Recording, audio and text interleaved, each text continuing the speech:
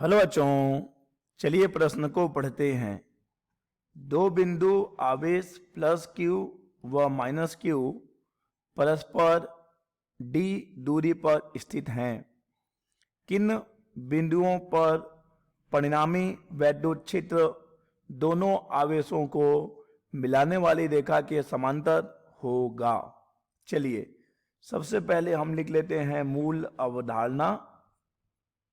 मूल अवधारणा जिस पर कि यह प्रश्न आधारित है, यह प्रश्न आधारित है वैद्युत द्विध्रुव पर।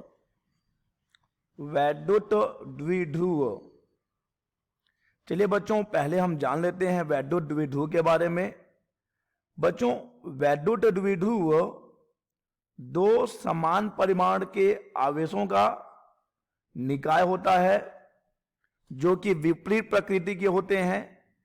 जैसे कि एक आवेश अगर प्लस क्यू है तो दूसरा आवेश माइनस क्यू होगा, और ये दोनों ही आवेश एक दूसरे से बहुत ही अल्प दूरी पर होंगे।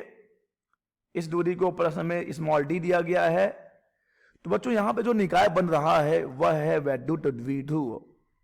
दो समान परंतु विपरीत प्रकृति के आवेशों का एक निकाय जो कि एक दूसरे से बहुत ही अल्प दूरी पर होते हैं, इसे बच्चों हम कहते हैं वैद्युत द्विध्रुव। बच्चों यहां पर हम दो स्थितियों की बात करते हैं, एक होता है अक्षीय स्थिति और एक होता है निरक्षीय स्थिति। इसे हमें जान लेना चाहिए। बच्चों अक्षीय स्थिति, जब बिंदु कहां पर हो, दोनों आवेशों को मिलाने वाली रेखा को ही हम अक्ष कहते हैं, जिसे हम द्विध्रुव अक्ष कहते हैं। तो अगर बिंदु, जिस बिंदु पर हम परिणामी विद्युत क्षेत्र की बात कर रहे हैं, अगर वह बिंदु इस अक्ष पर है तो बच्चों यह कहलाता है अक्षीय स्थिति। और निरक्षीय क्या होगा बच्चों? जब बिंदु कहां पर हो, इस वैद्युत द्विध्रुव के लंबार्धक से गुजरे, उस रेखा पर स्थित हो। जो रेखा कहां से जा रही है? इस वैद्युत द्विध्रुव के लंबार्धक से जा रही है। तो अगर बिंदु इस रेखा पर कहीं है तो बच्चों इसे हम कहते हैं निरक्षीय स्थिति। निरक्षीय स्थिति। चलिए इन्हीं दो स्थितियों की हम विस्तार में चर्चा करते हैं तो हमें इस प्रश्न का उत्तर मिल जाएगा। बच्चों ये रहा हमारा एक आवेश प्लस क्यू, दूसरा आवेश माइनस क्यू, और इनके बीच की दूरी प्रश्नानुसार दी गई है डी। तो बच्चों यह एक वैद्युत द्विध्रुव है। और बच्चों अगर हम अक्षीय स्थिति पे कोई बिंदु पी ले लें तो देखिए प्लस क्यू आवेश के कारण विद्युत क्षेत्र इस दिशा में होगा और माइनस क्यू आवेश के कारण विद्युत क्षेत्र इस दिशा में होगा, क्योंकि हम जानते हैं कि प्लस धन आवेश से विद्युत क्षेत्र निकलता है और ऋण आवेश की ओर आता है। तो बच्चों अगर हम इन दोनों के परिणामी की बात करें तो परिणामी कितना हो जाएगा? परिणामी हो जाएगा E1 minus E2। E1 minus E2 होगा बिंदु P पर परिणामी विद्युत क्षेत्र जो कि इस अक्ष के समांतर होगा। बच्चों यह होगा परिणामी विद्युत क्षेत्र E1 माइनस E2 होगा जो कि इस अक्ष के समांतर है। बच्चों तो हमें यही प्रश्न पूछा गया है कि किन बिंदुओं पर परिणामी विद्युत क्षेत्र दोनों आवेशों को मिलाने वाली रेखा के समांतर है। तो बच्चों हमें एक स्थिति मिल गई। हमें पहले स्थिति मिल गई जब बिंदु कहां पर होगा? जब बिंदु दोनों आवेशों को मिलाने वाली रेखा पर ही कहीं होगा। बच्चों बाहर भी हो सकता है या भीतर भी हो सकता है, लेकिन दोनों बिंदुओं को मिलाने वाली रेखा पर ही स्थित होगा, जिसे हम अक्षीय स्थिति कहते हैं। बच्चों तो हमें यह पहली स्थिति मिल गई कि कहां पर परिणामी विद्युत क्षेत्र दोनों आवेशों को मिलाने वाली रेखा के समांतर होगा। तो पहली स्थिति हो जाएगी अक्षीय स्थिति। अब बच्चों हम आते हैं दूसरी स्थिति पर, जिसे हम कहते हैं निरक्षीय स्थिति।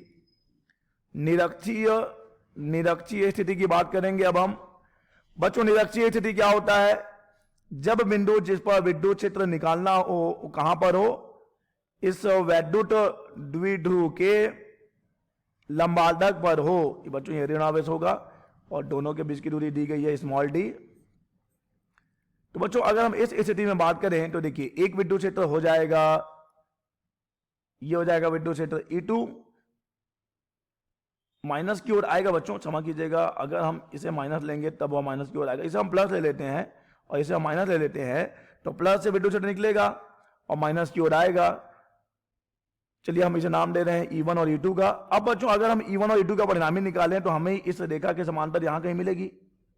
क्यों मिलेगी? देखिए इसका कारण भी है कि यहां पर जो E1 होगा बच्चों, E1 और E2 दोनों बराबर होंगे। क्यों बराबर होंगे? देखिए इन दोनों आवेशों के परिमाण बराबर हैं, इन दोनों आवेशों से इस बिंदु P की दूरी भी बराबर है। और अगर हम बात करते हैं E की, बिंदु आवेश के कारण विद्युत क्षेत्र की, तो ये होता है 1/4 पाई एप्सिलॉन नॉट Q/r का वर्ग। दूरी बराबर है, आवेश बराबर है, तो विद्युत क्षेत्र भी बराबर होंगे। ठीक है बच्चों। और इस थीटा का कोण की बात करें तो कोण भी बराबर होंगे, तो ये भी थीटा हो जाएगा, ये भी थीटा हो जाएगा। तो यहां पर बच्चों परिणामी विद्युत क्षेत्र हमें मिलेगा इन दोनों आवेशों को मिलाने वाली रेखा के समांतर।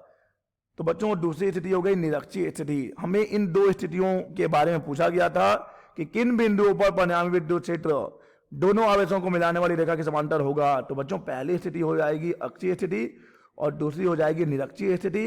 अक्षीय स्थिति जब आवेश कहां पर होगा? दोनों आवेशों को मिलाने वाली रेखा पर ही कहीं स्थित होगा। और निरक्षीय स्थिति जब आवेश कहां पर होगा? लंबार्धक पर होगा। इन दोनों आवेशों को, यानी कि जो हमारा निकाय बन रहा है, जो वैद्युत द्विध्रुव बन रहा है, उसके लंबार्धक पर स्थित होगा। तब परिणामी विद्युत क्षेत्र भी इन दोनों आवेशों को मिलाने वाली रेखा के समांतर होगा।